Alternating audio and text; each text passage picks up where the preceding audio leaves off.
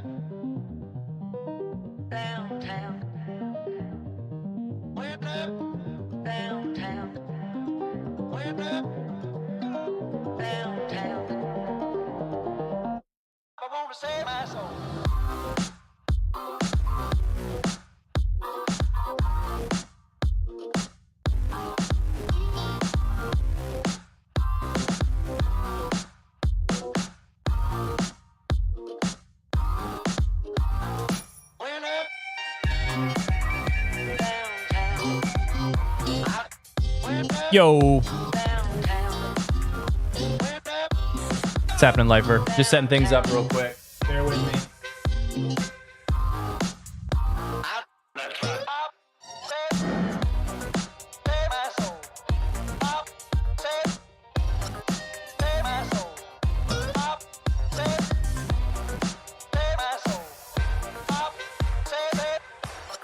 There we go.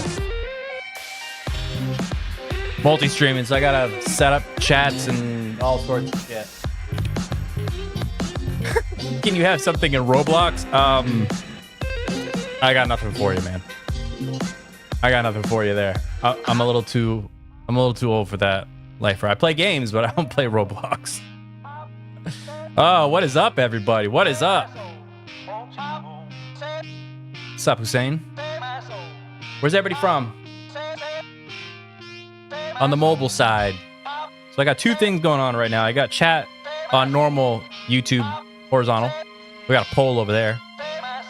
And then in the mobile, I want to know where everybody's from. We got a good show tonight. Good show tonight, boys. Got some good topics to cover.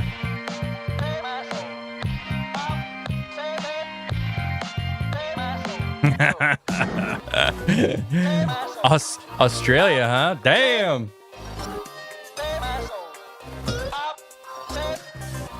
From down under, mate. Oi. Actually, you guys say oi there? Is that more like a UK thing? Oi.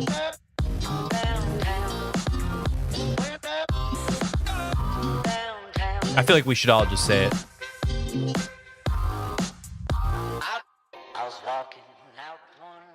There we go. Get that out of my ear a little bit. What is happening, people? What is up? What is up? What is up? Fun fact that I'm pretty excited about. I don't know if anybody else is going to be excited about it, but I'll tell you something. We broke through 5,000 subscribers. Last Thursday, it was 4,000, and I was like pretty pumped about that. And what up, Zeke? How's it going, buddy? Yeah, you know, last week I was like, I wonder if we're gonna make 5K by next Thursday, and we're actually past it. We're at whatever the sub count is there at the bottom, 5,659 or something like that. So hey, if you have not subscribed, please subscribe. I would appreciate it, even if you are way in a different country, because that's pretty freaking awesome. I love that. I love jumping on here. I press this go live button, and all of a sudden everybody's coming into my chat from all over the place. You know what I mean? I have not heard of that. I don't even know how to spell your... I'm just going to call you Sandy. Because I don't know how to pronounce your name. No, I have not heard of the whatever that is. I've been getting more aware as I've been doing this. People love to come in and say some crazy shit and then have me say some crazy shit. And then once I say it out loud, I'm like, fuck, I said it. The richest movie star in the world, huh? No. I don't even know. What movies is he in? What movies is he in? I'm curious now.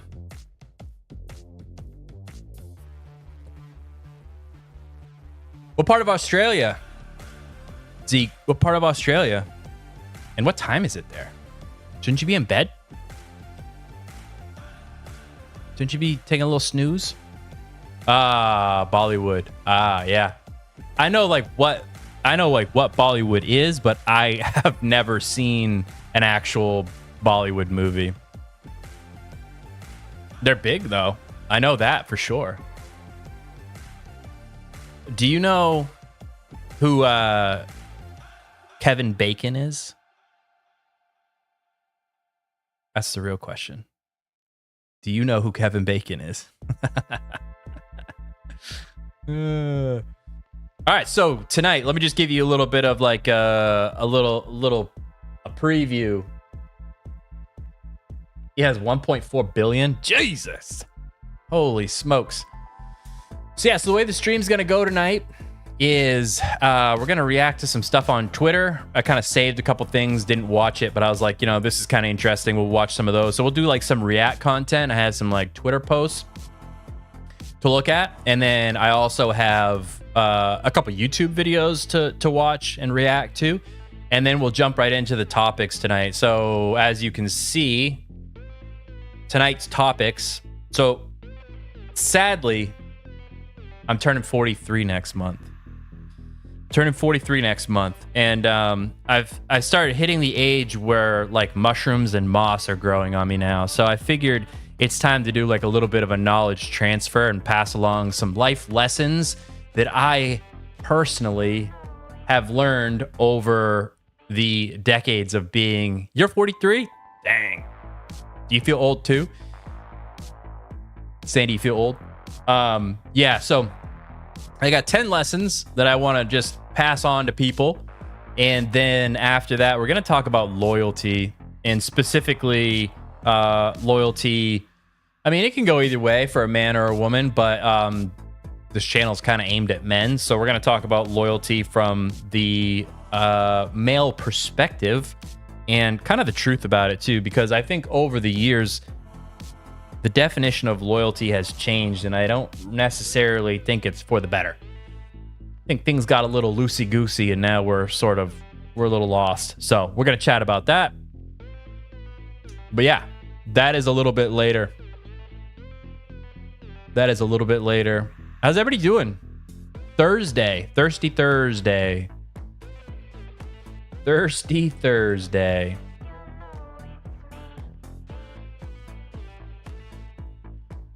Hell yeah. Yeah, I'm not married either.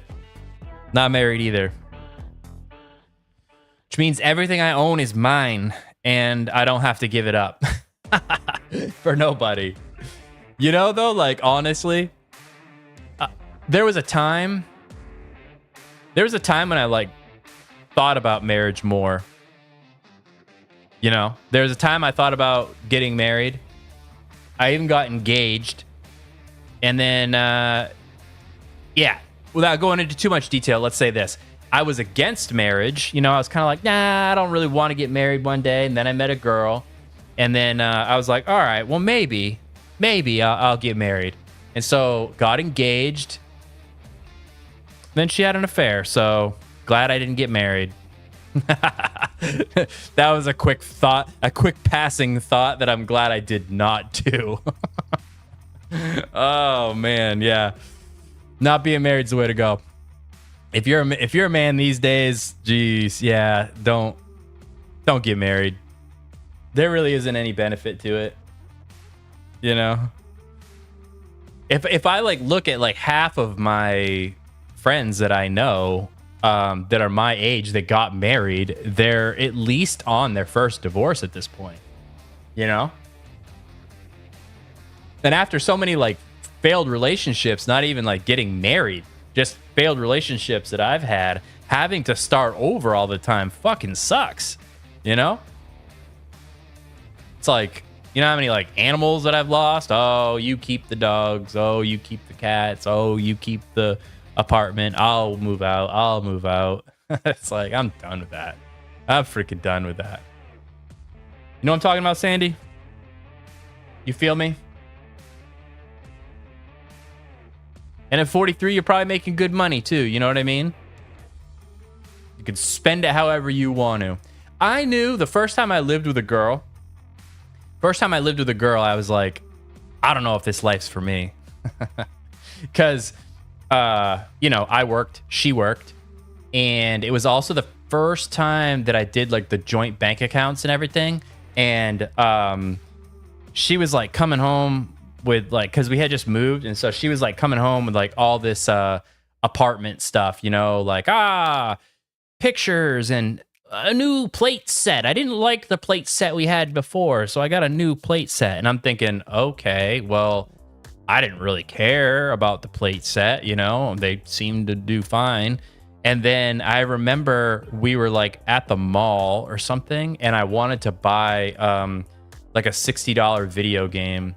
And she was like, I don't know. And I was like, I didn't ask. Like, that wasn't a question. If I could buy this video game, like, I'm gonna buy this video game. And I'm like, how the fuck does that work? Like, I'm working just as much as she's working, and she's gonna like ride me and give me shit about like a $60 video game. I'm not even sure if it was 60 back then. It might have been like 50. But either way, I was like, I'm working for my money. I'm gonna buy whatever I want to buy. And ever since then, never did joint checking. Never. Won't ever do it again either. Even with the girl that I was engaged to. See? Smart. That's smart thinking. We're smart, Sandy. Me and you. I think after a certain age, though, you might get a little jaded, you know? But that's... I mean... Isn't jaded like just your life experiences? Like, it's just the way that it is, you know? Like, am I supposed to forget about all that shit? No, it's part of my life lessons. You know? It's part of the old life lessons. All right, I am gonna pull up. I'm gonna get the some of the Twitter stuff. Oh, sorry, X. Some of the X stuff. I'm gonna get that pulled up real quick here. Cause I just saw a bunch of some like kind of interesting stuff. It's like all sorts of different topics. So I figure we can kind of like go through that and, you know, see how that goes. Let me kill the music real quick. And then, like I said, we'll go on to some other stuff too. These are just Twitter clips, so I have no idea, you know. Yep, I agree. Sandy says, modern humans have existed for around 300,000 years. Marriage came around 5,000 years ago. Yeah, I agree. Absolutely. I also have I don't know, like, I have a different take now too, like, as I'm older and I'm not like raising kids anymore. I think if you're not raising kids, not that you shouldn't live together. It's just, I don't think there's a point to living together with your like other person. If you're not getting married, you're just dating, you know, like if you're not getting married and you're just dating and you're not having kids, you don't want kids, then I think having your own space does something. And I think it kind of keeps the spark alive, you know, excuse me, because I'll tell you, every single one of my friends, and myself included, thought, hey, like, it just makes sense. If we move in together, then we'll save money, we'll split bills, we'll get to see each other all the time. And in the guy's head, he's thinking, and we'll have more sex. Nope. Nope. You don't save money. Because girlfriends can be expensive when you live together. And I just think it's like natural for women to basically stop really kind of wanting to have sex with a man when the man is under her nose all the time. You know, there's that old saying, distance makes the heart grow fonder. I think there's truth in that. Absolutely, there's truth in that. You know? I just think that I figured it out too late in life, you know? Yeah. Live in your own, then you like, oh, this is mine. I set it up the way that I want to. Do you think if I lived with a girlfriend, I mean, my girlfriend's pretty cool, but I don't know if she'd want recording equipment just hanging out. Like there's a big freaking light right over here that, you know, I just like haul into the bedroom and you know what I mean? Like this is just my space. So, and I like being able to do whatever I want with it. And God forbid me and my girlfriend break up. I don't want to fucking move. I just want to be like, all right, it didn't work out. Like, I'm sick of moving. The only time I'm gonna move now is if I move like from one apartment to another or into a house, and it's gonna be my choice. You know what I mean? My choice. So let me kill this music real quick. Boop. And then let me go here. And then let me go here. And then I gotta do this thing. Okay. I'm learning. All right. So let's see what's on old X. I usually like, ooh, that's freaking really loud. So I saw this and I thought it was pretty crazy. So if you can see this, let me just see. Yeah, all right. So if you can see this, I guess this is, well, it says it's in Cairo, Egypt. And this is a train. I'm going to play it here in a second. I just don't want the freaking sound to be super loud. But yeah, I guess like his daughter fell down in between the train and the side there, which happens often. And this dude, without hesitation, just jumped down on top of her. So, God, look at that. Look how close those things are coming. There's nothing anybody else can do either. You know what I mean? You just gotta wait. That's crazy. That's crazy. So one of the things that I think is important to understand is that men and women love differently. Okay? Men and women love differently. And I won't say that one is better than the other because nature designed it to be this way, right? So like who am I to question the grand design, right? But a man will put his life on the line for his wife and kids. He will die for his wife and his kids, his family, right? However, women, again, I'm not saying this is good or bad, but women aren't going to die for their husband because they're going to say, who would the kids live with? Right? You know? So in the man's eyes, wife and kids are important. In the woman's eyes, the kids are important, right? So that's just the way it is. So like, for instance, most likely, if the man had fallen down in that hole between the tracks and the trains over the top, I don't think his wife would have jumped down and laid on top of him like that. However, if she did, I'm sure he would still do the same thing. He did it for his daughter. I guarantee he'd do it for his wife too. So that's pretty crazy. What's this? So the U.S. Federal Aviation Administration will reduce flight capacity by 10% at 40 major airports across the country, officials announced during a press conference on Wednesday. The decision could cut thousands of flights per day. The restrictions will go into effect Friday. So, well, and then right under here, right under this, I have no idea if they're like linked or not, but the UPS cargo plane that crashed Tuesday was 34 years old and needed a critical repair on its fuel tank in September. Listen, there's something about flying these days that I just really don't want to do anymore. And I know, like, if you were to compare statistics still, I'd be like, oh, there's way more car crashes, than there are airplane crashes. Yeah, obviously. Yeah, totally understand that. But I feel like there's more plane crashes now when you compare it to plane crashes, say, in like the mid 2000s or early 2000s. Something's falling apart. You know what I mean? Something's falling apart.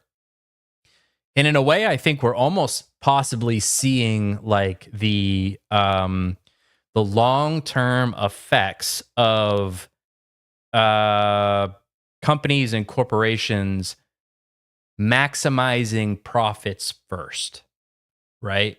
And so now we're starting to see these things kind of like pop up where back in the day when the airline industry was fresh, or UPS, just started flying planes around and stuff, those planes were brand new. And so they're like, yeah, we can take all the profit. We can take all the profit. The only problem is with shareholders want more profit every year, And so then you start to penny pinch and cut corners. And then before you know it, like things like this 34-year-old airplane, are catching on fire, and people are like, what the fuck, what is going on? And I don't obviously have an answer for that, but something needs to change where shareholders and the people at the top, they got to be okay with taking a little bit less money to reinvest back into their company or their corporations, because if not, shit like this is just going to keep getting worse. And then also, like, really, like, it makes me not want to fly. I used to not like care about flying at all, but then like recently there's all this weird stuff too, like planes like colliding on the runway, not like full speed, but just sort of like head on, like bumping into each other, and it's like, how is that happening? Like, what is going on there? I don't get it. Either that or we need to come up with teleportation, because the buses and driving everywhere is too fucking slow, and planes can't seem to, for one, be on time anymore. The amount of times that I have flown and had flights delayed or canceled or whatever, it's ridiculous. It's so ridiculous, to the point where like I have to plan a buffer day on either side of whatever the important thing is, So like if the important event is on Saturday, Sunday, then I need to fly in like a Thursday or a Friday and leave like Monday, because I have to account for friggin' missing my flights, which is so annoying. Nobody wants to do that. And also the flying experience is not fun, So, all right, what is this? Of the people. Hold on. Let me make this big. Let's make this big. You know what? There we go. Sorry about that, guys. I realized you couldn't see my screen. Now you can, though. Now you can. Because democracy basically means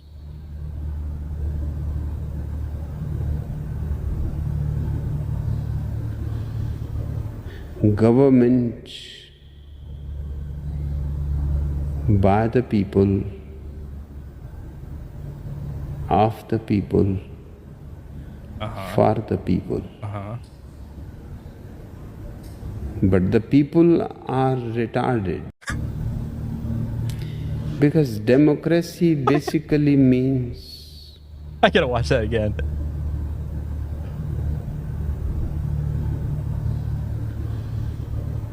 government by the people, I think it's how slow he's talking. The pauses. of the people, Building for for dramatic the effect. people. Yep. By the people, for the people. But the people are retarded.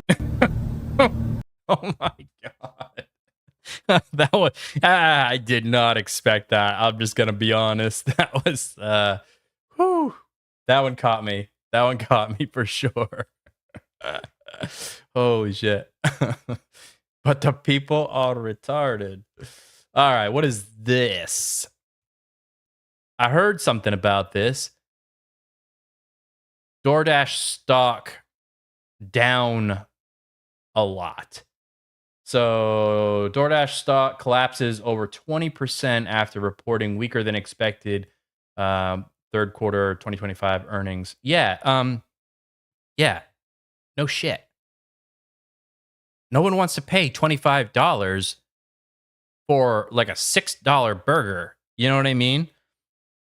There are times when I get a little desperate and I'm like, every time, I will, like, I'll do it. I'll be like, all right, yeah, whatever. I'm going to like treat myself. And then every single time I regret it. I'm like, I spent $30 on $8 worth of food. And I don't know the inner workings and how it all works or whatever, but like, if I'm paying the restaurant the food and then there's taxes and there's like taxes and fees and then a fee on top of that, like a DoorDash fee, and then the tip for the driver. And nowadays you have to tip like 20%, which is crazy. And then, but before you know it, you're paying for like a $30 fucking Happy Meal. It's crazy. So I like, I think they tried to do kind of what Uber did. And so, and there's a name for it and I forget what it is exactly, but like, it's essentially like in the beginning when you're launching a new product, in order to like corner the market, you price the service so cheap that you're basically taking a loss on it until everybody becomes accustomed to using that service for like their daily lives. And then almost once you have them hooked, then you raise prices, almost like Uber. Like in the beginning, and I still Uber because it's way better than taxis. You know what I mean? It's just way better. But in the beginning, Uber was comparable or cheaper to taxis usually, plus less headache, plus you had the app. It was so convenient. And now that everybody in their mind, they think, I need a ride somewhere. Excuse me. Uber. It's like the first thing that comes to their mind. And now it's expensive. So I think DoorDash kind of did the same thing. I don't even know if there's anything, definitely not around where I live. There's nothing else that's similar to DoorDash. There's not even any like competition. And on top of that, like unless you're doing like Pizza Hut or Domino's, majority of the restaurants in my area don't offer delivery anyways. So like you're either going to go get it or you're paying whatever the price is for DoorDash, which is not fun. You know? Me. I wish it did not crank the volume every single time I open something. This is pretty cool. So this is, let's see, where did it say this was? In Brazil. I cannot, Iguazu Falls, forgive me. Definitely said that wrong. After heavy rain, and it says this is a disaster waiting to happen. Yes, absolutely. And I just want to point out how clueless everybody is here, because most people live such a privileged life that they don't even understand that like this bridge could just gone, you know? It could just go. So let me blow it up here.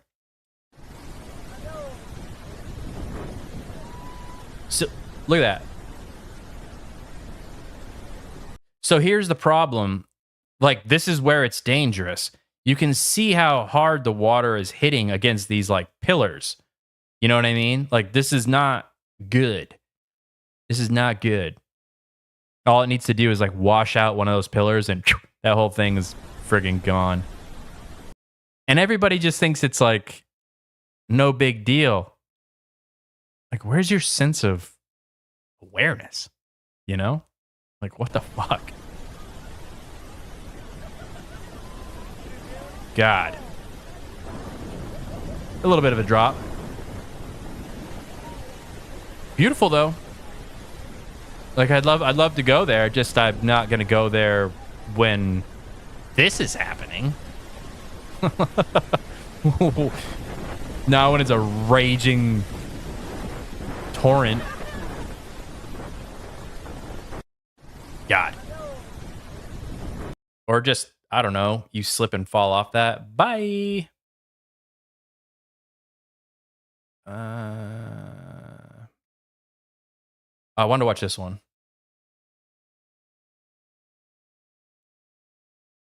This is the actor from Breaking Bad, and the caption is he's talking about how he realized his smartphone was ruining his relationships. So I want to listen to that, see what he has to say. I mean, clearly smartphones are ruining everybody's relationships, but I want to see like how he figured it out. I try not to use my phone in front of my kids. My daughter comes running in and she's asking me a question, something, and I'm trying to just finish this quick email, and then she stopped asking and she kind of went and started playing. She's 7. This was when she was 6. And I put my phone down and I went to her and I go, you know, I want to say I'm sorry for not being, you know, responsive to you. And I go, I want to make a pact with you right now. I want to promise Daddy's not going to be on his phone when he's with you anymore. You know, side note, you can see he split his eyebrow open at some point in his life, just like I split my eyebrow open doing jujitsu, collided heads with somebody, popped it right open. I think mine hides better than his, though. Anyways. And she did a one-word response. She looks at me, she goes, really? You know, just really? And it broke my heart. You know what I mean? It really did break my heart. I go, I promise you I won't. And she just jumped up and threw her arms around me like she won like the biggest prize. We owe it to our kids to at least give it a shot. You know what I mean? I was having dinner earlier and it felt like such doom and gloom. They're like, no, you're gonna get left behind. This is the end all be all. I was like, but no, it's not. No, it's not. Phones are the end all be all? No, it's just technology as a whole. Like, it's like you can choose whether the technology controls you. You should control the technology. Yeah. I mean, yeah, for sure. I absolutely 100% agree with him on that.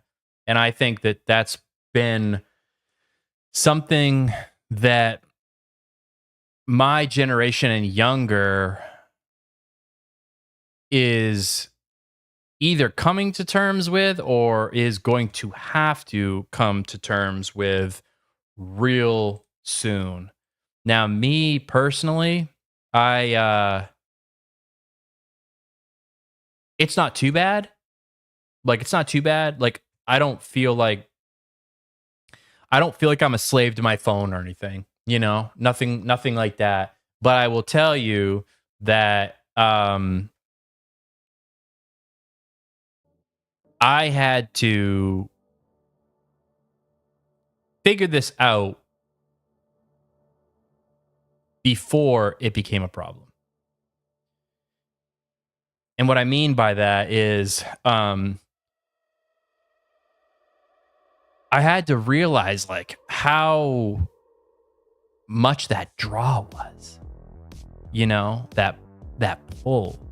of like, should I check my phone? What if somebody messaged me? Oh my God. What if somebody messaged me and I'm going to miss it? You know, that type of like, I guess like you could call it anxiety. You know what I mean? Like that type of anxiety daily it's just not good. You know, it's not good. And there's really it doesn't, half the time when my phone dings and I look at it, it is not something that's very important. You know what I mean? It's not something important at all. It could have waited. I guarantee you it could have waited. I guarantee you. In fact, I'm going to check right now.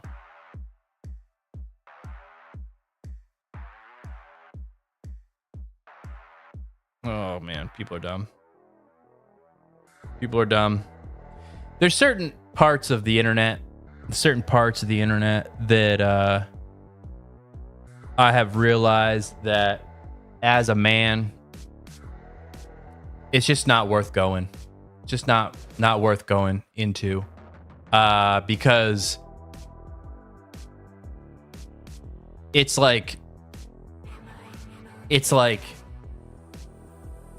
you step into a rally that's going on or something, and everybody's so like whipped up to represent like their belief or whatever that you even the most reasonable take on something comes across as absurd to them because they're just not in a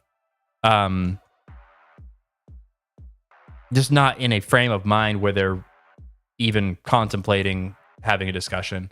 And most of the time for me as a man, it is areas that are like heavy with feminism, because clearly I am the enemy. For instance, there was this post on Instagram.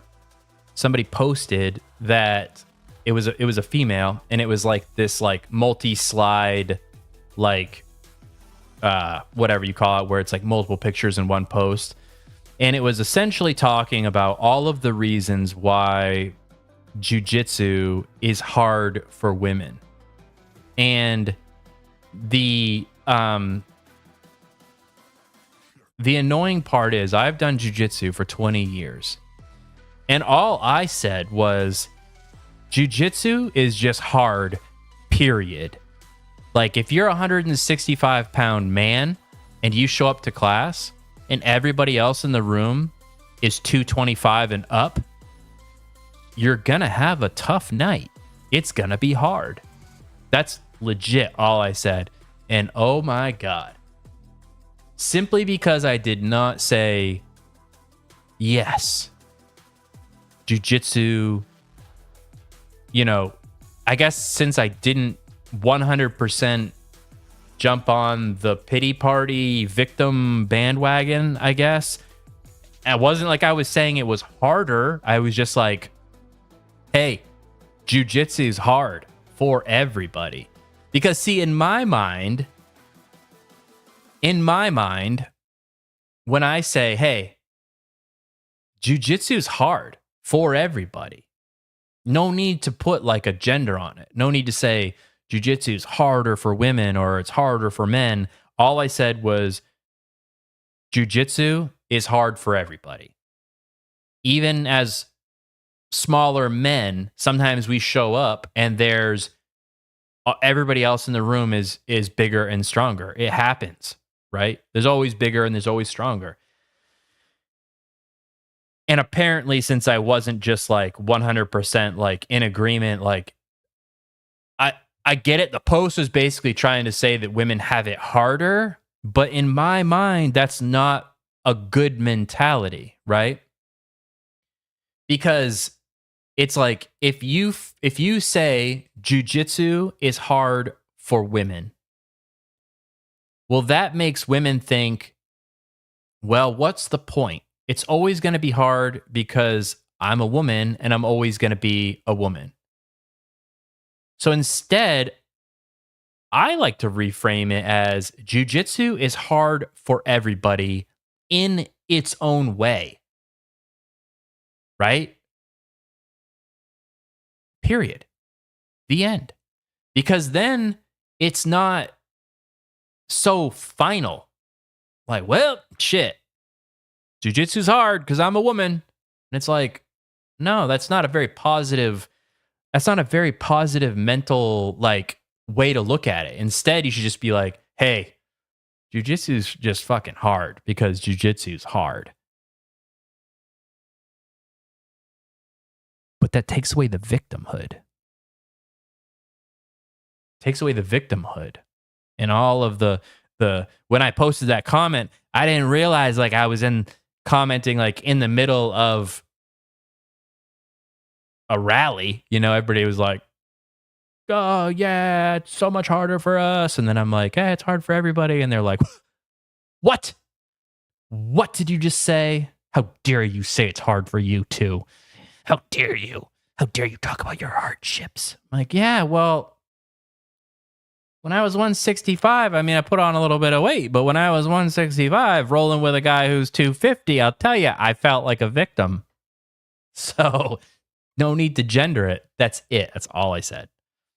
But it's just people aren't ready to have discussions. That wasn't a place for a discussion.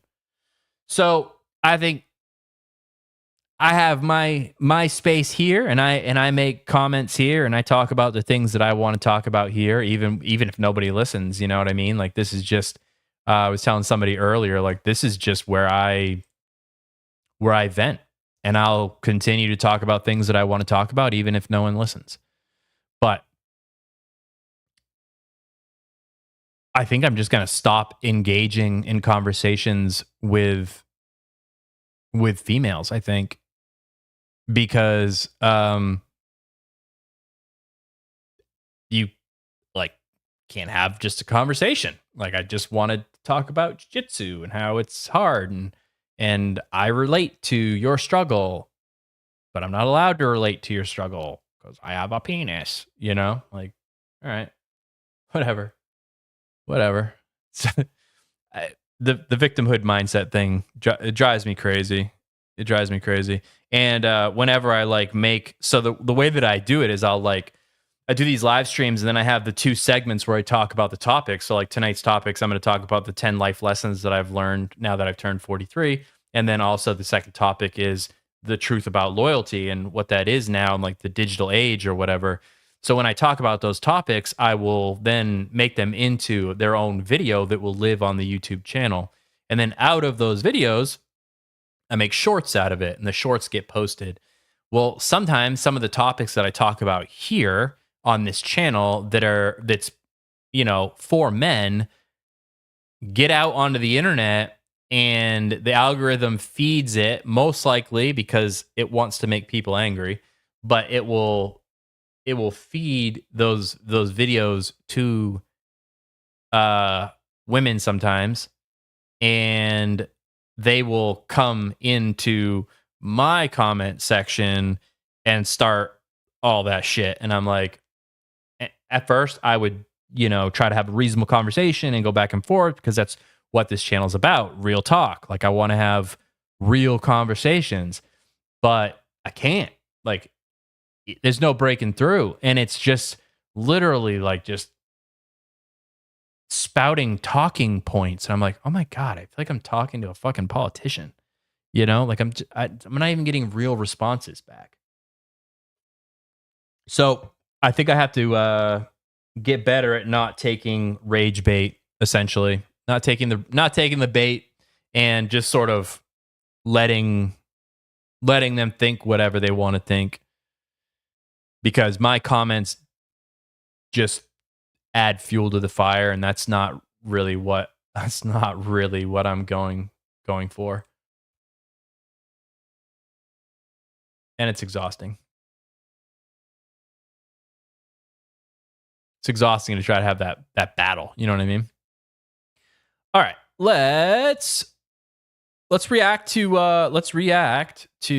some let's react to some YouTube videos. Let me get this queued up. What is up, you guys? Welcome back. Yeah, welcome back. Welcome back. Yep. Let me just make sure. All right. That's there. That's there. Cool. All right. Well, let's see what this person has to say. This person's YouTube channel is Carly Upgraded. And the title of this is "What if it all works out for you?" I thought it was a positive one. You know what I mean? So let's just see what she has to say. What is up, you guys? Welcome back to my channel. If you are new here, my name is Carly. I'm a mindset and life upgrade mentor. I teach you how to rewire your thought patterns and change your belief systems about yourself so that you can start creating your desired reality. In this video today, we're going to be talking about normalizing the best possible outcome happening for you in your life. In order for you to manifest an outcome or create something. Okay, so I did a video about manifestation. And in my video, I took all of the woo-woo-y, crystal-y, moon phases and all that stuff out. I think I took a much more like logical, rational, scientific approach to like what manifestation is and why it works or why it doesn't work, etc. So let's see. Please, Carly, don't let me down. I want you to talk about manifesting without talking about astrology and stuff like that. Please don't let me down, Carly. Don't let me down.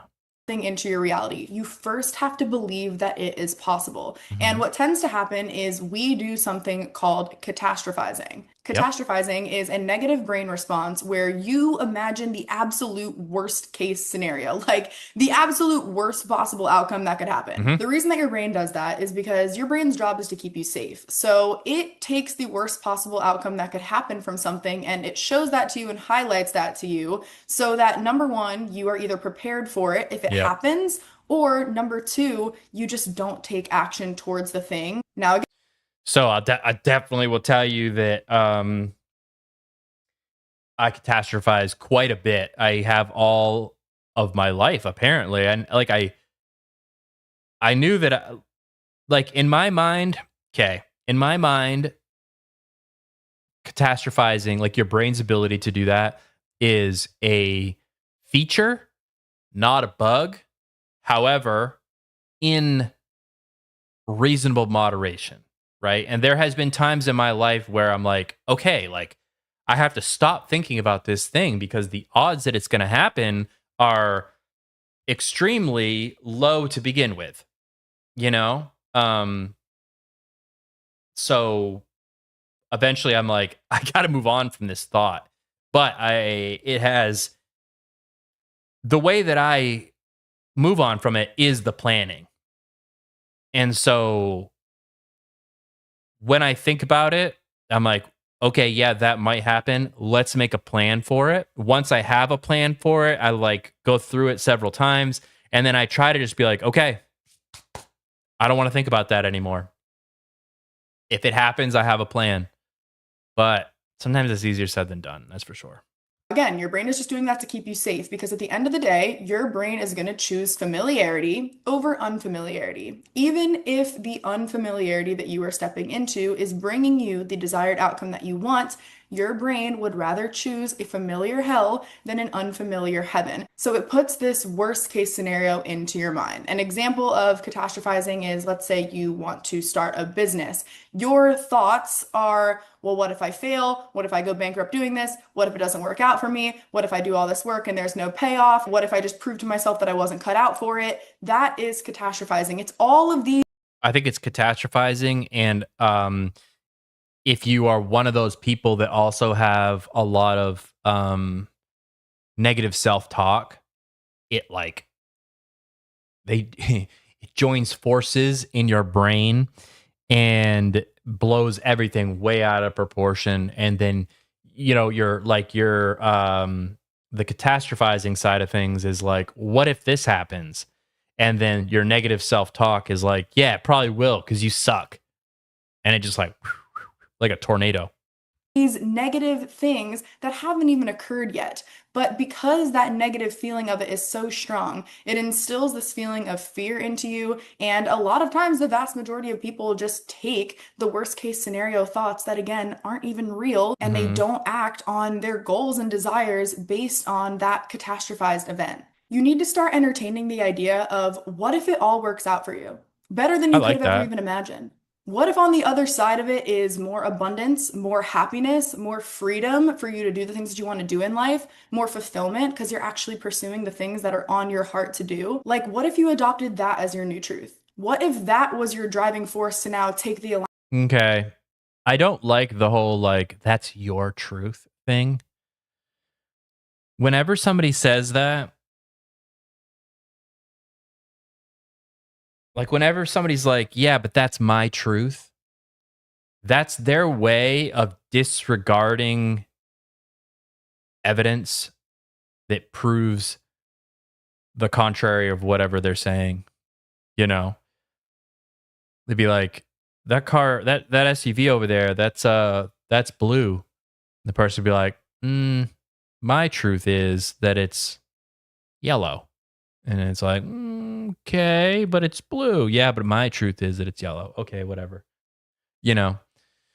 It might be a bad example because there is colorblind people and all that stuff, but it's like there's like evidence is pointing to this, and the person's like, yeah, instead of acknowledging that evidence, I'm just gonna say, well, my truth is, aligned action that you need to take in your life in order for you to create your desired outcome. The reason that I'm bringing this to your awareness is because 80% of our thoughts by the time we're in our adult life are already default set to be negative, which means I can make a pretty solid bet that every single person has catastrophized some kind of oh, event in their life before. And if you want to absolutely, create your desired reality, you cannot be the person who is fueling the absolutely, fear and is fueling the negative scenario and letting that negative scenario win because you're the creator of your life. Your belief systems about whether or not something is possible for you is what sets the tone for whether or not it will actually happen. So, with the power of awareness and now knowing this information, when you are faced with an event in your life where you might be catastrophizing it, you're thinking of the worst case scenario. Oh no, what if it doesn't work out? mm-hmm, What if it can't happen for me? You're going to be able to catch that in the moment and say, this is my brain just catastrophizing right now. sure, This is my brain keeping me in familiarity because it's the normalcy of what it is used to and familiar with. But I do not have to act on this. I do not have to believe this. And I do not have to move through my life like any of this is true. sure, I am allowed to choose that I can create a reality for myself where the best possible case scenario happens. And you say, I'm choosing to lean into the excitement of what is on the other side of this. I like that, and I think maybe going into that mindset, the more, because let's face it, majority of the time, the thing that we were catastrophizing over doesn't actually happen. You know what I mean? Like, have you ever had like I don't know, like this is an example, like the end of the day, you get an email from your boss and it's like, I need to talk to you first thing in the morning. And you're like, okay. And at first you're like, oh God, what could that be? Then you're like, what if it's because my sales are down or this or that? So you start catastrophizing about that. And then you start to like have this argument in your head. Then like you're going to say this and then they're going to say this and then you'll say this back. And then they'll be like, oh man. And then you're like, yeah, I quit or whatever. You know, you have this like elaborate argument with a person in your head, and then you show up to work the next morning and you're like, hey boss, you wanted to see me? And you're like ready, you're like, I'm gonna drop the hammer.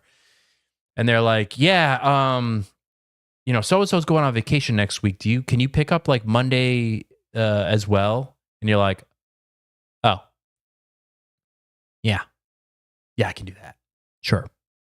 So I don't know if she's going to talk about this, but the one of the other negative side effects to this is obviously you're like wasting a whole bunch of time, but the other thing you're doing is causing a lot of stress on your body.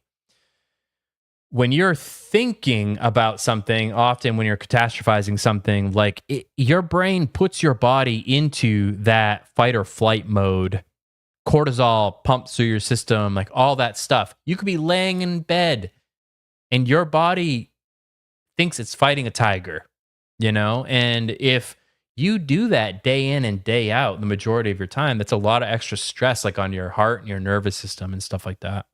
On the fulfillment that it's going to bring me, on the abundance that it's going to add to my life. You only give energy to and breathe life into the thoughts that are in alignment with the best case scenario. That is the only thing that you are choosing to embody as true. That is the only reality that you know. And anytime you feel any type of thought come up into your reality that does not align with that, you get to say, I am not choosing to believe that. That is not true. And the only reality that you know and choose to live in is the one where you get everything that you ever wanted, the one where everything works out for you, and the one where you win. Point blank, period. That is your new state of being. This is how people achieve huge quantum leaps in their life where they are living in a completely different reality and the one that they want to be living in, the one that's in alignment with what they truly want for their lives, because they chose to no longer feed the fear, no longer feed the thoughts of the current self, and only entertain and embody the thoughts and the belief systems of the version of themselves that has already achieved the event. Yes. I agree with you in principle. I think it is harder to do that. And I'm sure she would agree that it is a skill that you need to practice. And it probably never gets super easy to do that because you really are rewiring yourself. And the reason those people can go through all those like shifts is it's not a secret. It's not magic. It's nothing like that. It's just having a goal and a purpose in life, like a set end point that you are moving towards. And that clarity, I think a lot of people don't have that clarity.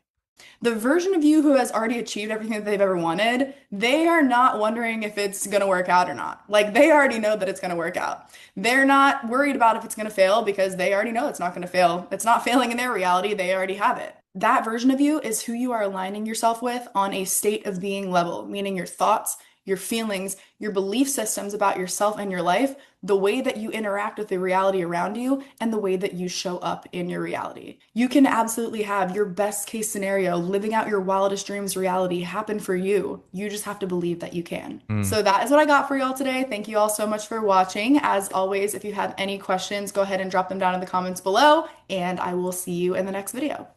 Yeah. That was good. That was good. I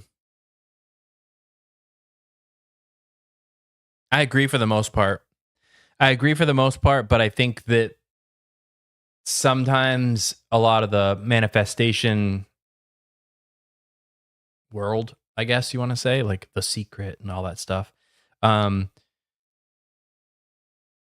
think a lot of times it doesn't necessarily lean into reality enough for me. Like, I want to have a positive mindset and I want to have a clear vision and I want to have a clear goal to move towards. But for me to act like if I manifest it, then like nothing bad will happen, Like you just got to believe it hard enough. It's like, no, you can absolutely believe in your goals, but that's not what is going to have you achieve them. Like there's belief and then there's action. They have to go together. You have to believe that you can do it, but then you actually have to go out and do it. And I think a lot of times the manifestation side of things, it's like, oh no, I'm gonna spend more time like cutting out a Lamborghini out of a magazine and putting it on my like dream board or whatever. And it's like, okay, you can have the goal of wanting a Lamborghini, but putting it on a dream board doesn't do anything for you. So why don't you take that time and you actually figure out an action plan of like how you're actually going to get this Lamborghini? That's just my issue with the manifestation stuff. It's just a little too woo-wooey for me. I need something a little bit more concrete. I think as a man, I want like actionable things. And so like when I buy like a course or something from like there's been times where I like bought like a thing, a self-improvement thing from like a guru or something like that. And I open it up and I read through it, whatever, and then at the end I'm like, okay, but you didn't really tell me like what to do. Like I need step 1, do this. Step 2, do this. Like that's just how I operate, you know? That's just how I operate. And I think that's also why a lot of men have issues with therapy too, because therapy kind of just talks about things a lot, you know, and doesn't really give us what we're really looking for. All right, let's check this one out. This I don't even know. The title of this one is "This is why some men stay even though they are cheating." Okay. Let's see about that. All right, let's see what she has to say. Why do men who are unhappy in a relationship tend to cling on to other women knowing that they do not want to leave their unhappy relationship? You providing something that he may not be able to find in them other women, and that's stability. Even if that's a stable place to come back to, a stable hug, stable attention, stable whatever, you feel me? You provide some semblance of stability for him. So then he can just go out and get pieces that he desires in a woman from other places, and then just come back and be stable with you, right? He don't got to commit to them other women. He don't got to build with them other women, because he can just kind of part himself out, especially because he not giving you nothing at home, you feel me? So you have to pull yourself out from underneath him, because he's building himself, his relationship, his preferences, all that. He building it on top of you. While he's not honing the skills required or for a relationship, or at least not applying what he's honing out there at home, he doing it somewhere. You feel me? Like what he getting from you, what he getting from these other women, you don't even see the benefit of it. So it's less about why won't he leave, why he still got somewhere to come back to. Facts. That's why you never say, at least he know where home is. I would Home rather is wherever that is. That was point blank. Nailed it on the head, you know? No matter what. If somebody's cheating, they're either a broken person, right? Well, facts, they are a broken person. But like you are not, and this is not a knock on you, but you are not fulfilling them 100%. And like the guy was saying, they're out there trying to fill their cup with everything that they need. Now, I'm not saying what they need is like healthy or right or correct, but in that moment, they think they need more than you as one person are able to provide. And coming from a man's perspective, I have met plenty of women over the years where one man will never be enough for them. Probably one man sexually will be enough for them, but it's that validation, that constant attention. Like one man's attention, they'll never be happy with just one man. And I think it takes a little bit of a life, like unfortunately it takes life experience to realize that, because you could tell somebody when they're younger that this is the way that it is, and they'll be like, no, she's different. He's different. No, I'm telling you right now. I could scroll their Instagram and I could tell you right now. I used to do this thing. I don't even know. Like it was this when I was single, I would do this thing. Here, let's go full screen on this bad boy. I would do this thing where I would bring up like a girl's profile, right? Like on social media. Let's just say it's like Facebook or whatever. Before I know them, I'm just kind of like whatever. I'm just like scoping things out. You know what I mean? And I would look at their profile pictures, and if their profile pictures were very suggestive, you know what I mean? Like you could just tell that they're like an attention grabbing profile picture. I would look to see who likes it. And if the ratio, for one thing, if like hundreds of people liked it, I was like, okay. Most people, real people, don't know that many people, And then I would look and it's like, okay, how many of these are dudes? And if it's like 90% of the people that liked this kind of like suggestive profile picture were dudes, I knew that that girl was one of those girls. One man's attention and affection will never be enough for that type of girl. Because it kind of goes twofold. Like, she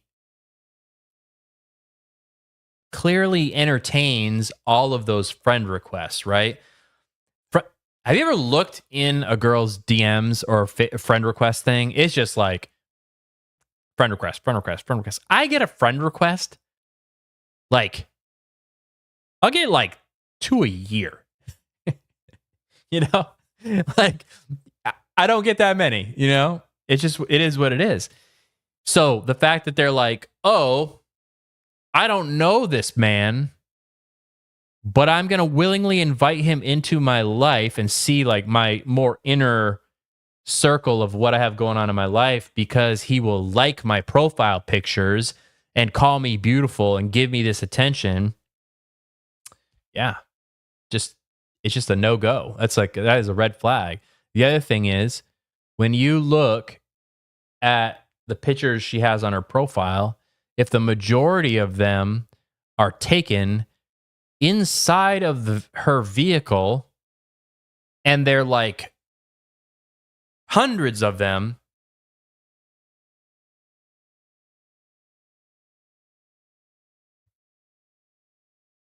and they all look very similar.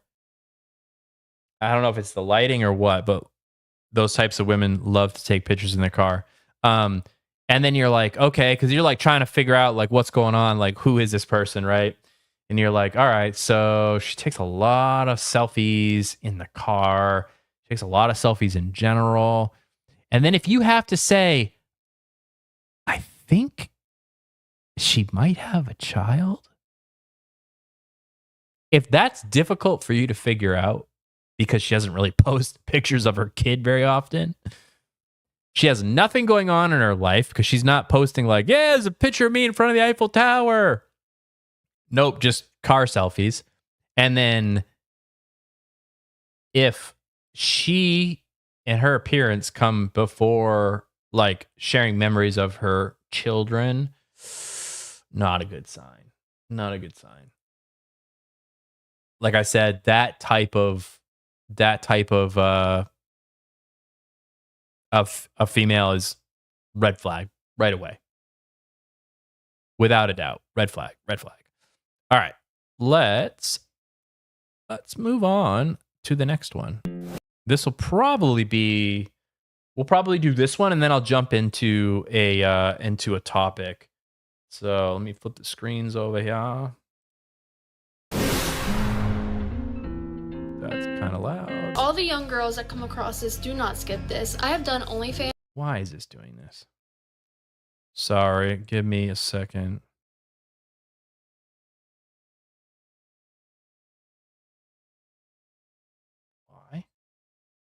Why?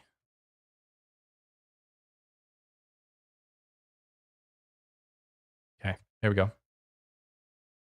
All right. So this video is called "Women Are Now Quitting OnlyFans and Trying to Find a Husband. This is the reason why." I'm going to say it's probably not going to be a super successful attempt, but we'll see. Maybe they'll find somebody. All the young girls that come across this, do not skip this. I have done OnlyFans. I have sent nudes my whole life. I've been sexualized my whole life. And my mom... Hold up. You already lost me. Did we hear that little slip in there? Let's rewind it.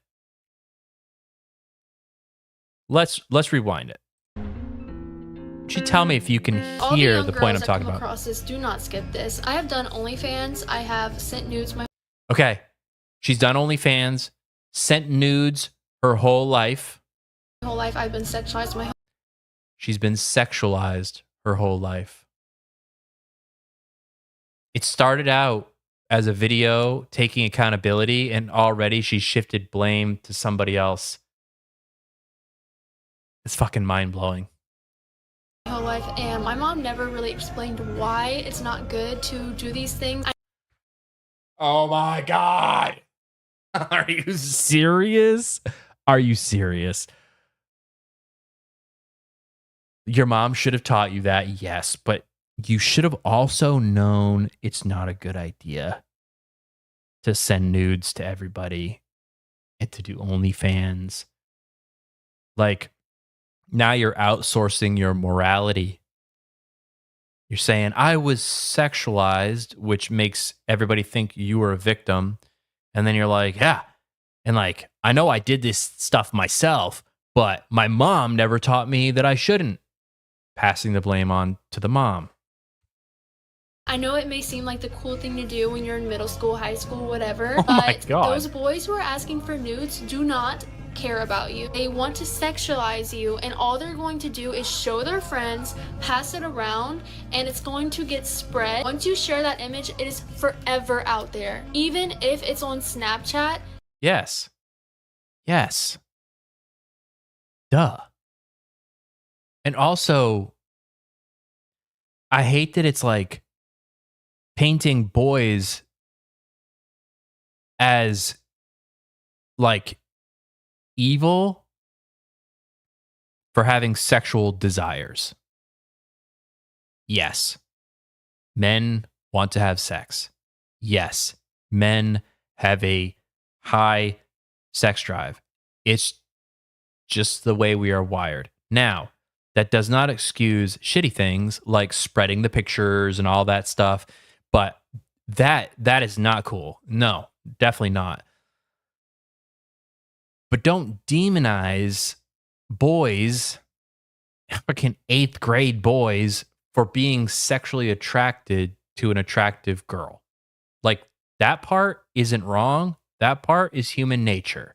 Now, like I said, because I have to reiterate it a billion fucking times, if they don't act responsibly with those images and they save them when they shouldn't and they share them when they shouldn't and stuff like that, that's a different thing. That's not cool. No one supports that.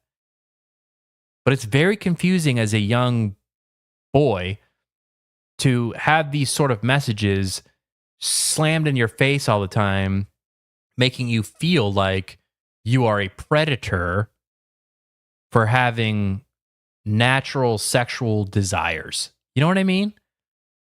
Like, yeah, 8th grade high school boys are horn dogs.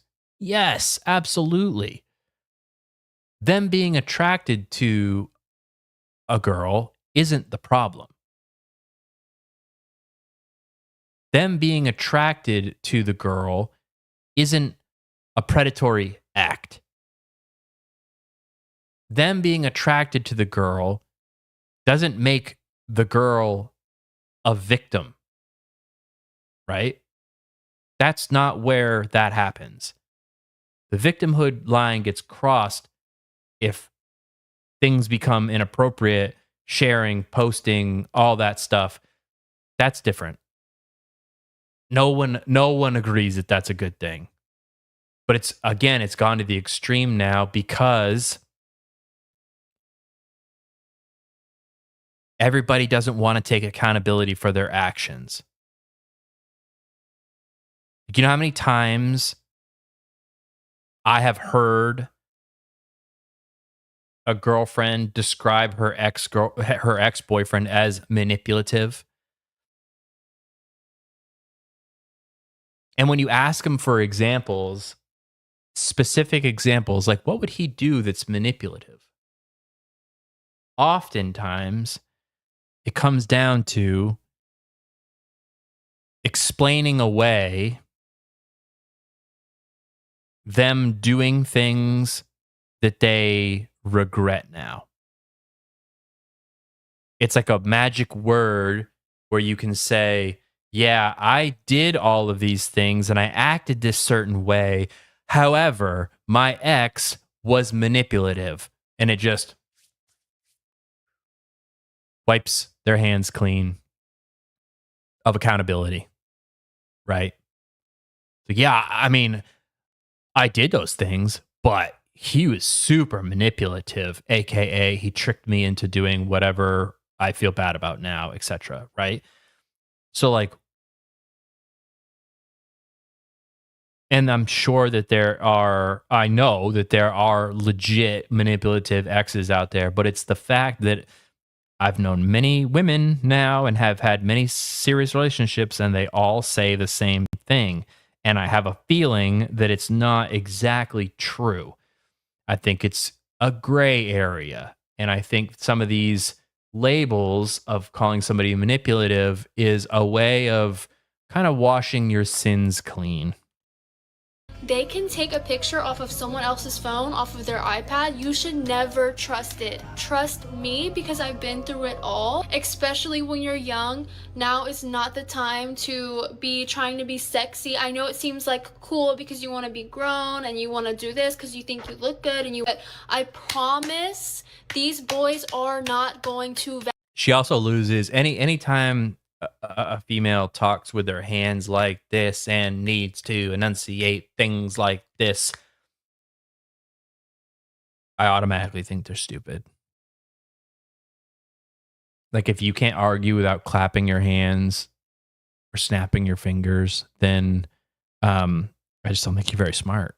Value you. These boys do not care about your feelings. They do not care about your soul and your body and your temple. This is something you need to respect. This is the one thing you have control of. You have control of who gets pictures of this, okay? Treat it like you are a queen, like no one deserves to see you. That's how you need to view it, because once you start looking at like, oh, like I'm so sexy, I want everyone to see me, these boys will literally ruin your life. Like these images will get spread around to their. These boys will ruin your life. Not you will ruin your life by doing this. Nope. Other people will ruin it for you. Friend group chats to their next girlfriends. Like you do not want. I'm pretty sure that never happens. That would be catastrophic.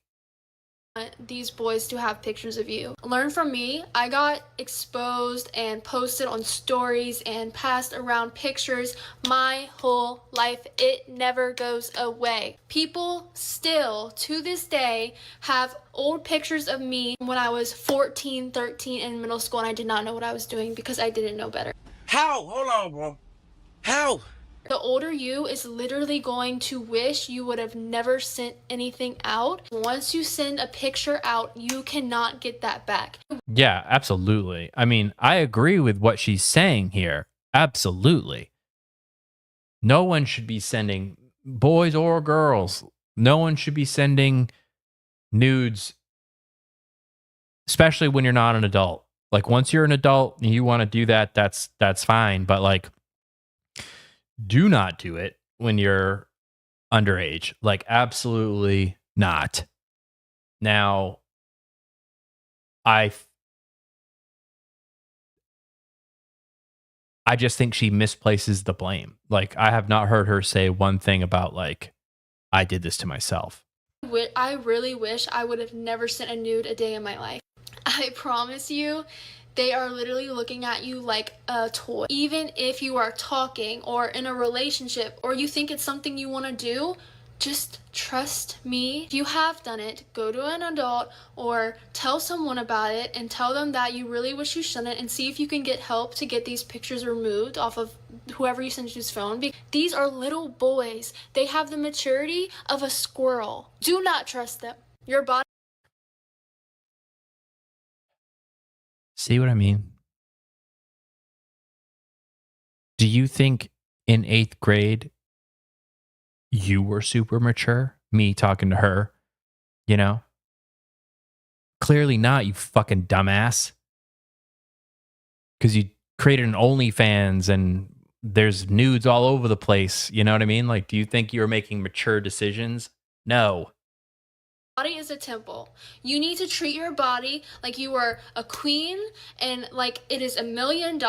And if you think you're gonna get married to these little boys, let it play out first. See how it goes. I promise you, please stop doing this. Please stop doing this. If I can make this my only video, I would. Please don't. You should probably make it your only video. But I mean, there's probably lots of videos of you on OnlyFans. So when I got off of OnlyFans, she looks really familiar.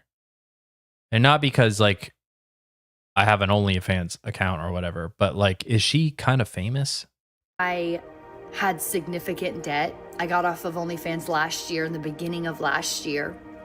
And I owed taxes for the previous year, right? And so now I'm not making that money anymore. Oh, yeah.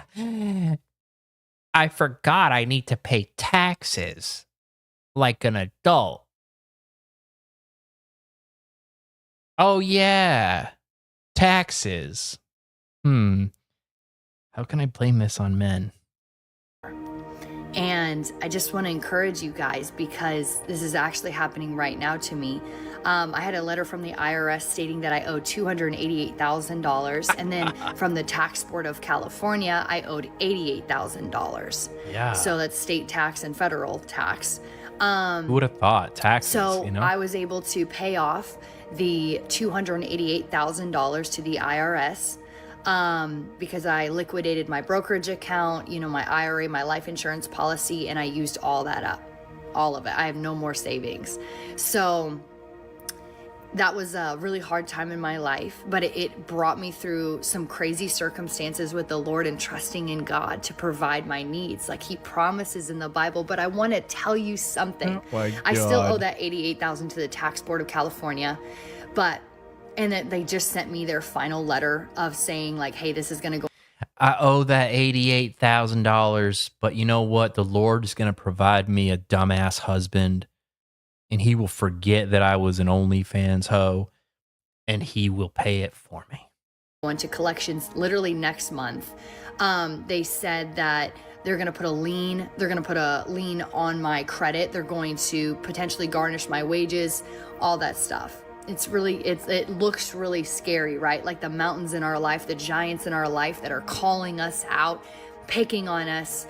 It's really scary not to go under.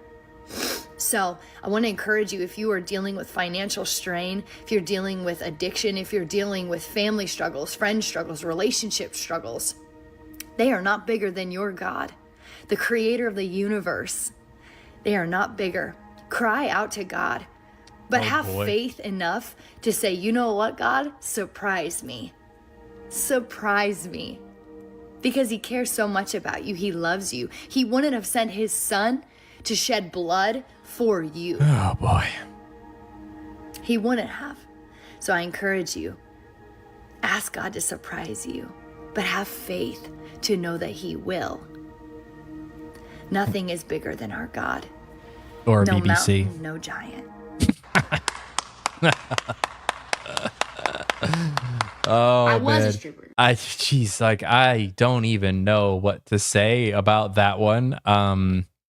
Like,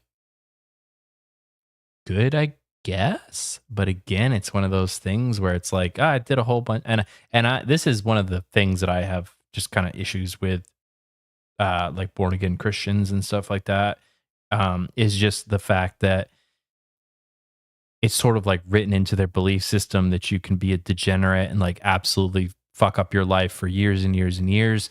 And then you can just like get right with God. And it's like, oh, he's going to forget about all that. And how convenient. Only God can judge me. So I don't even need to feel bad about the things I did anymore. I did OnlyFans. I live in my truth. And Holy fuck. We just talked about that not too long ago. The old living in your truth. God. I am ashamed at the behavior I've done because I am now 28 years old. I'm actually 28 years young on this earth. And I can say that I'm ashamed because of a lot of different reasons. I can sit here and I can talk to women and explain to younger girls coming up and things. And I thought it was cool. I thought this is what I wanted to do. I thought this is how I wanted to live. But all these females that you guys look up to in the industry, that the media pushes you, they're all miserable. They have no peace. True. They cry every night. They are not happy with themselves. They hate themselves. So much so, they get surgeries and they try to fit themselves to be in something they're not. And they're never going to fulfill it because they're not fulfilled on the inside. Damn. Like, right? Damn. Right? Can a woman ever recover from being an OF never model? No. What? Absolutely not. But she changed her life, Sarah. I don't care. She found God, Sarah. Well, okay, let me reiterate. Can she recover? Yes. Will she have the best options of high value, high earning masculine men? No. But she Facts. Point blank. Facts. This used to be common knowledge. Like, OnlyFans is a form of prostitution. Okay? Whether you believe in prostitution, you think it's fine, whatever. I'm not talking about that. But you're trading sexual material for money. Just like porn stars. You know what I mean? Like, that's just what it is. They made a whole movie about this, Pretty Woman with Julia Roberts, like trying to, like, that it was novel back then, that because we all knew that that's not how it works. Like, a high value man is not going to be like, you know what? I have all these options. I've worked really hard to get to where I am in life right now. I've stayed on the straight and narrow. I've done everything. I'm successful. Let me settle down with a prostitute. Like, that's not how it works. It doesn't matter. She's abstinent. She sold her body on the internet. She's abstinent now. People have seen her busted, spread wide open. There's no way. She dressed modestly now. What is modest when you've seen it all? She is a member of the PTA, Sarah. I love that for her. Ladies, we have to do a better job of measuring the consequences of our actions in the now. Now, although femininity deeply lives in the now, we also have to be mindful of what's going to happen in our future. If you decide to be ran through, if you decide to have an OF, if you decide to do adult entertainment industry, you are disqualifying yourself from a certain type of man. You are disqualifying yourself from certain types of opportunities and experiences. Now, that being said, there's nothing wrong with that. If that's what you want and you want to be a bad bee and you want to be out here living your best life, doing all bad all by yourself, do you, boo? But I promise you, in the future, you will look back and you will regret the decisions that you made. It is not worth it. So I agree 100%. I believe in their right to do whatever they want, but that doesn't let you escape the certain realities of life. You know, is it fair? I don't know. It's just the way that it is. You know, you cannot do certain things without consequences. Everything has a consequence, a good outcome or a bad outcome. And for whatever reason, there's so many people on this earth that just feel like, ooh, my feelings tell me I should be able to do this. And I feel good about doing it. So everybody else must also feel good about me doing it too. It's just not the way it works. Yeah. Hold on. Come on. Gotta play devil's advocate here. I love devil's advocate. So what about the men? Why is it that it's a double standard? Oh, why is it? Yeah. Like a man's confidence is defined by how many women he break down in his bed. Why does the sun come up in the east and go down in the west? Because God made it that way. Why do the stars sparkle? But that's God's why law. Is the sky blue even though it's not blue? Why? I don't ask those questions. It is a double standard. We can't sit here and pretend like we are the same as men. We're not. We're not. We can't wash men off. Period. No, I need you to hear me. We cannot wash men off. There will always be a remnant of the men that we've been with inside of our bodies for life. Yeah. Sensational. Sensational. Damn. That was a good one to end that on. Wow. Wow. To drop some fucking knowledge there. And that's what men have been saying for a long time. Like that is how we feel. That is how we feel. Sorry you don't like it, but that's just the way that it is. It's the way that we are wired. Like we're not gonna settle for that. We're not wired to want to go after OnlyFans and prostitutes and stuff like that if we have other options. Now, are there some men out there that will? Yeah, sure. Some men will, but I would argue that they're not quality men, I would argue that they're not quality. All right, so let's move on to the first topic of tonight. I'll tell you how this is going to go. So, on all these streams, I have at least 2 topics that I like to talk about, and you can see them, right over here. So I'm turning 43 next month, and I have quite a bit of life experience now, unfortunately. And so what I want to do is pass that on to people. And the way we're going to do this is I'm going to take my headphones off. One thing, my ears hurt. The other thing is I don't need them for the video. So I'm going to make this into a clip. So I'm going to basically film a video live. And then after that, we're going to talk about it. But while I'm filming the video, I'm not going to be reading chat. So if you message me and stuff like that, I'm not going to see it. But then we'll circle back afterwards and we'll talk about it. So I want to get a couple things off the screen here just so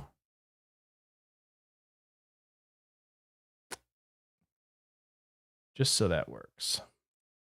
Start my recording.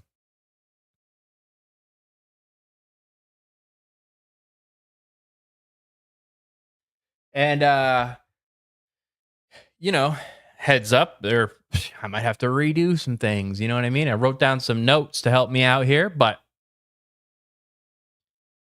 I feel like we can get through this. So this would be 10 life lessons that I've learned at 43.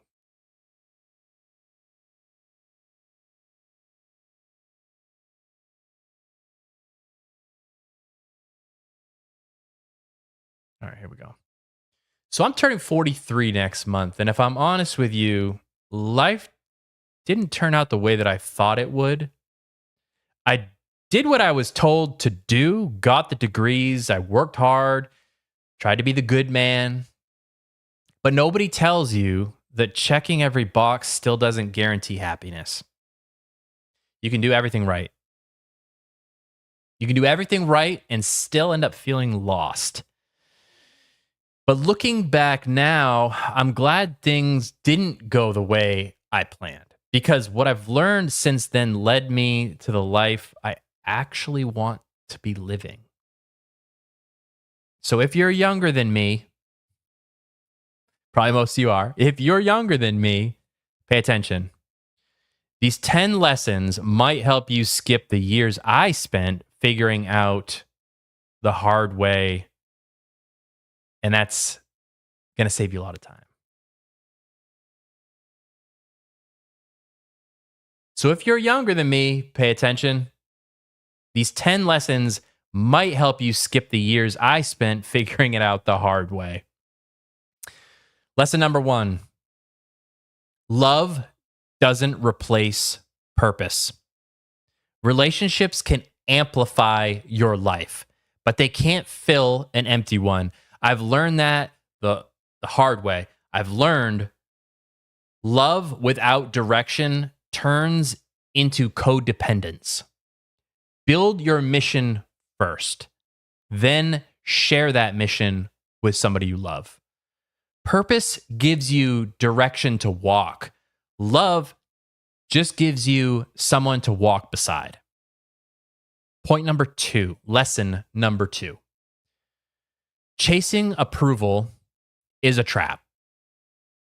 Most of the dumb decisions I made came from trying to impress the wrong people. You waste years trying to prove you're enough when the truth is no one's keeping score. The only approval that matters is the kind that lets you respect yourself. The moment you quit chasing validation, you get your power back. Number 3, lesson number 3. You can't fix or change people. You can guide, you can inspire, even love someone, but you can't rebuild them. I tried to save people who didn't want saving, and it drained me. Protect your energy. Growth has to be a personal choice. You can't save someone who's committed to their own destruction, point blank, period. And I know this channel is mostly for men, but that probably is more for women. I can change him. No, you can't. Lesson number 4. Self-respect starts with boundaries. Every time I said yes when I wanted to say no, I taught people to walk all over me. Boundaries aren't walls, they're fences with gates, and you decide who gets in. Respect yourself enough to disappoint people who expect access they have not earned. Number 5, lesson number 5. Discipline beats motivation every time. Motivation fades fast. It's a sugar rush. Discipline is what shows up when you don't feel like it. In a way, I used to wait until I felt ready. Now I act first. And then the feeling follows, right? So before, I would wait to feel motivated and then I would act. Now I act and then I end up feeling motivated by the progress that I'm making. So again, motivation fades. Discipline builds the life you say you want. Lesson number 6. Failure isn't the opposite of success. It's just the tuition that needs to be paid. Everything I'm proud of came after a massive faceplant, some sort of a failure. Failure is the tuition you pay for wisdom gained. You can't skip the payment, but you can make it count. Failure doesn't end you, it educates you. Lesson number 7. The body keeps score. At 43, recovery takes a little longer. Stress hits harder. You can't outwork bad habits forever. Eat decent food, lift something heavy, and get some damn sleep. And if that means lay off the caffeine, do it. Health is your foundation. Don't build success and your future life on a foundation that was built on sand. It will not last. Your body remembers every choice you make. Treat it like an ally, not a casualty. Lesson number 8. Your circle determines your ceiling. Look at the 5 people you spend the most time with. That is your future. I used to keep small-minded people around because it was comfortable. They didn't push me, they didn't challenge me. But comfort kills growth. Find people who challenge you to be sharper, to be better. You outgrow people when growth stops being mutual, and that is completely okay. Your goals might go this way, their goals might go that way. Don't force it. Let it be. Lesson number 9, calm is power. I used to think that being loud meant being strong, and it doesn't. Calm is control. When you stop reacting to every insult or crisis, you become unshakable, and that scares insecure people. A calm man is a dangerous man because he's already won the fight within himself. Self-control comes first, and there's so many people out there, men and women, that have zero self-control. And lesson number 10, time is the only real currency. Money, status, recognition, they come and go. Time doesn't refund. Be ruthless about where it is spent. I measure success now by how much of my time belongs to me. The older you get, the less you trade time for money, and the more you trade it for meaning. That's 10 lessons that cost me a hell of a lot of time, made a lot of mistakes, and I had a few hard resets along the way. But I'll tell you this, every one of them was worth it. I'm not saying that I have it all figured out. Definitely do not have it all figured out. But I'm living a life that actually feels like mine now. And I feel like that is the whole point of this whole existence. So if something in this stream, in this video, hit home, please drop it in the comments. Let's chat about it.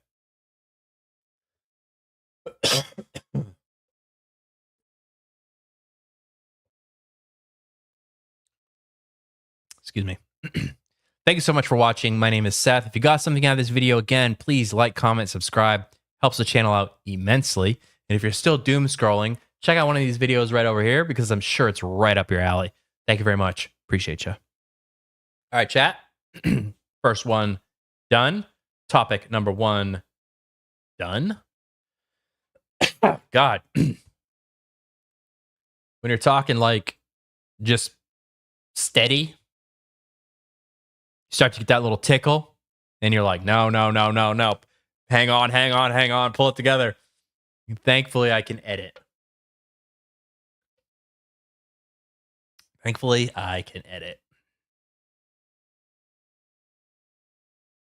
All right, so that's that. I'm going to get that out of the way.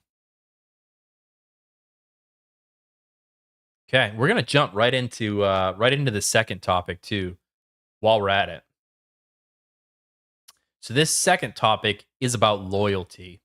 And I really think it's something that's really, really needed nowadays. So here we go. Excuse me. It's not a good idea. I drink soda all the time on stream. Excuse me. I have to burp. All right, here we go. Loyalty. Specifically, what loyalty really means. Everyone says they're loyal, but you don't earn that title until you've had a chance to reset. Everyone says that they are loyal, but you don't earn that title until you've had the chance to betray it. Calling yourself loyal doesn't mean much if you've never had the chance to prove it. Real loyalty shows up in those quiet moments when no one's watching, when you could have crossed the line and no one would have known, but you didn't. It isn't fear that keeps you loyal, it's respect. Respect for yourself and for the person who trusts you. Tonight, we're cutting through the fantasy of what people think loyalty is because most don't actually understand it. They think loyalty is just not cheating. But it goes deeper than that.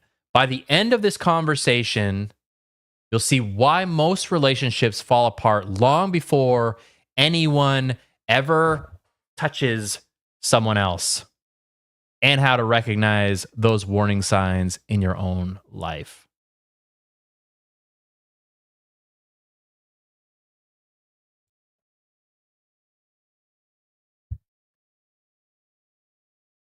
All right, so I'm going to do that again because I bumped the mic a couple times in some good spots. So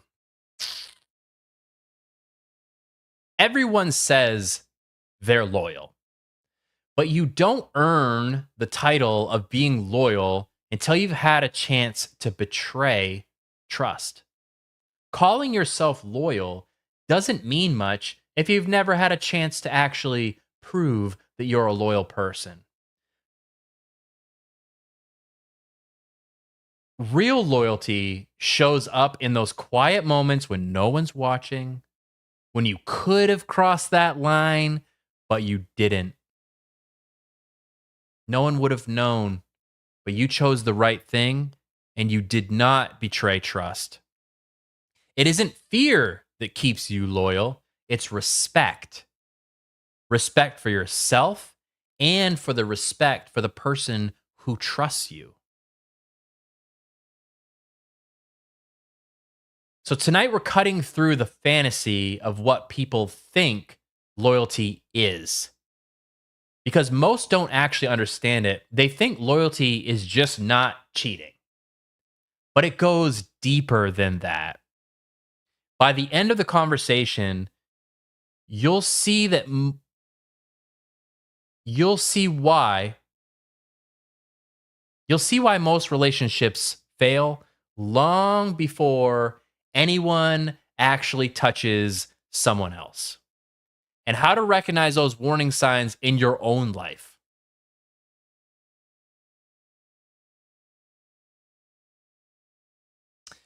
Why people justify betrayal? That is a good question. Here's the part most people don't want to admit. Disloyalty rarely starts with bad intentions. It usually starts with validation. Someone gives you a kind of attention that you've been missing, and instead of shutting it down, you decide you're going to entertain it. Because it feels good, and you've missed it, and you're craving it. So you tell yourself it's harmless.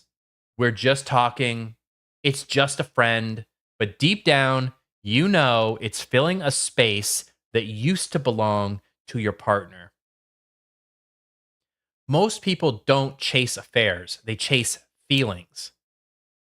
The feeling of being wanted again, the feeling of being seen, admired, understood. Once you start chasing that, loyalty becomes a matter of convenience instead of conviction. Ego plays into it too. We all want to know we still got it. We want to feel desirable, even when we're committed, even when we're mostly happy in our relationship.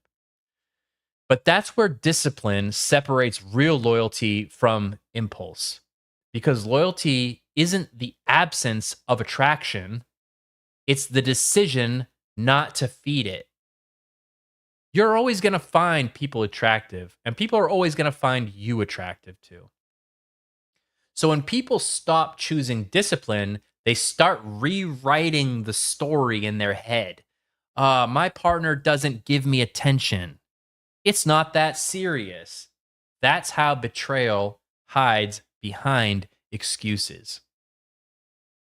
Loyalty always costs something. It's not easy. Sometimes it's comfort. Sometimes you don't get that validation that you're looking for. Your ego gets hurt a little bit because, not as many people are giving you compliments. But that's what gives it value. If it didn't cost anything, everyone would have it. And we all know a lot of disloyal people. So, how disloyalty creeps in, and we'll call it the modern gray areas, okay? So these days, disloyalty doesn't always look obvious. Nobody has to sneak out of the house or tear up some hotel receipt to betray somebody. All it takes is a screen and a little curiosity. Emotional cheating has become the silent killer of relationships. It starts with harmless conversations, compliments, likes on people's pictures and posts, or those late night messages that start feeling a little too personal. You begin sharing things that used to stay between you and your partner alone, and you start seeking comfort somewhere else, somewhere outside of your committed relationship. Then comes what I call digital disloyalty: flirty comments, secret DMs, scrolling someone's story because you hope they notice. It's that small rush of validation, that quiet hit of being noticed again. Feels harmless until it's not. Because every little exchange chips away at the trust you're supposed to be protecting. The line doesn't get crossed all at once. It gets blurred. It gets smudged, less defined. And by the time someone realizes they've gone too far, they've already built a connection stronger than they ever intended to in the first place. Physical cheating might still be the final act, but it's rarely the first betrayal. The damage starts much earlier, in those tiny moments when you choose attention over integrity, fantasy over reality. In this generation, loyalty demands more discipline than ever before, because temptation isn't across town anymore. It's sitting in your pocket, waiting for you to be bored, lonely, or curious enough to look. And if you don't decide where your boundaries are, the world will happily decide them for you. Now let's talk about what loyalty builds. You ever notice how everyone says they want loyalty until it's their turn to give it? Everyone wants the benefits of being trusted. Very few want the responsibility that comes with it. But when you actually live by loyalty, everything about how you move in the world changes. You stop chasing distractions and you start building direction. You stop needing constant validation because your actions start speaking for you. Loyalty isn't about relationships. It's not only about relationships. It affects everything. How you lead, how you show up for your friends, how you carry yourself when no one's watching. When people know they can trust you, opportunities follow. You become dependable, predictable, solid. Loyalty gives you clarity. It simplifies your life. Because once you choose a direction, you stop living divided between impulse and because once you choose a direction, you stop living divided between impulse and intention. That's what real strength looks like. That's what integrity is. It's not loud, it's consistent. Because in the long run, loyalty outlasts excitement every single time. So, in closing, loyalty is one of those words people throw around until it's time to live it. Everyone wants it, but not everyone is willing to give up what it costs. Because real loyalty doesn't just protect relationships, it reveals your character. It shows whether you can honor your word when no one's rewarding you for it. When there's nothing to gain and oftentimes there's some stuff to lose. Whether you can stand firm when the easy option looks tempting. And maybe that's the real point of all of this. Loyalty isn't just about someone else. It's about the kind of man you're choosing to be when no one's keeping score. You don't stay loyal because it's convenient. You stay loyal because it defines you. So before you expect loyalty from someone else, you have to ask yourself, can I be trusted when it's inconvenient? When no one's watching? When there's something to lose? That's the standard.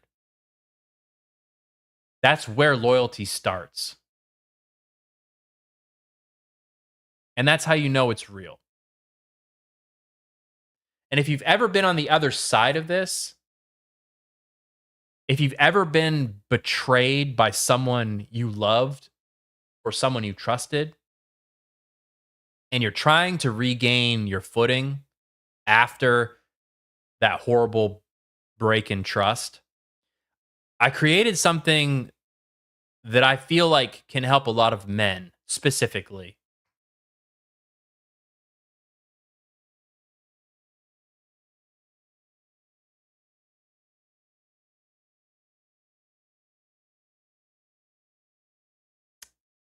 Yeah, I want to do that part over. So if you've ever been on the other side of this, the one that had somebody that was disloyal to you, somebody that broke your trust, and now you're trying to rebuild your life and regain your footing and get your sense of reality, I created something that I think that can help, and it will be linked in the description of this video. It's a 7-day guide, and I called it Rebuilding After Betrayal. And I built it to help men regain clarity, confidence, and structure after being hurt in a relationship. So you can find the link to that 7-day guide in the description of this video and also in the description of the live stream. If that is you, bro, I'm sorry. I know it really, really sucks, but I want you to know things get better. I promise you. I know everybody says that, oh yeah, one step, at a time, everything's going to get better. Yeah, they're right, but it will not be easy, and it will be extremely painful, and it will change you. However, you have the power to make that change a positive one.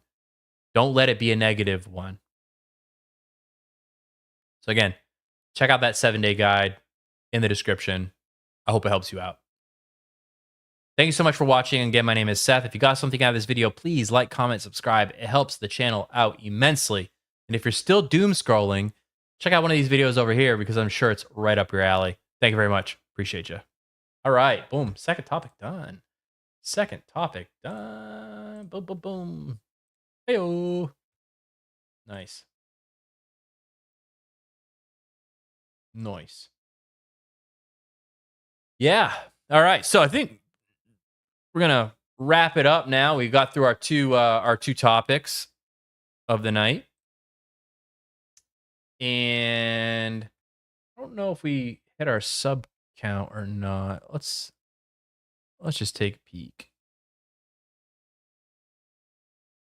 No, I made it a little bit, but we didn't hit the goal. That's fine. It is what it is. It's a bit of a slow grind. So I have a book coming out.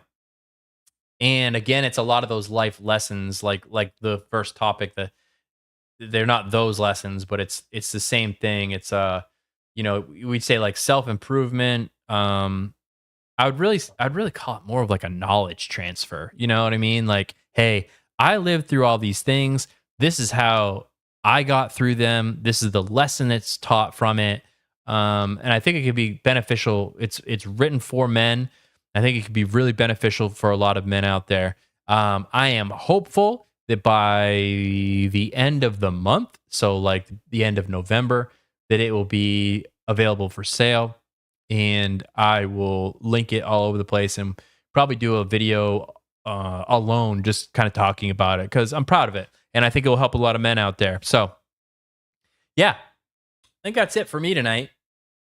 That was a good stream. We had some good conversations. And I appreciate everybody for stopping by. Remember, we live stream every Thursday, 8 p.m. Eastern Standard Time. And yeah, make sure like and subscribe to the channel. Like I said, we're at 5,659 subscribers. So really looking forward to the next milestone, which is 10K, which feels very far away. But at one point, 5K seemed very far away as well. So, all right. Thank you so much. I am signing off for tonight.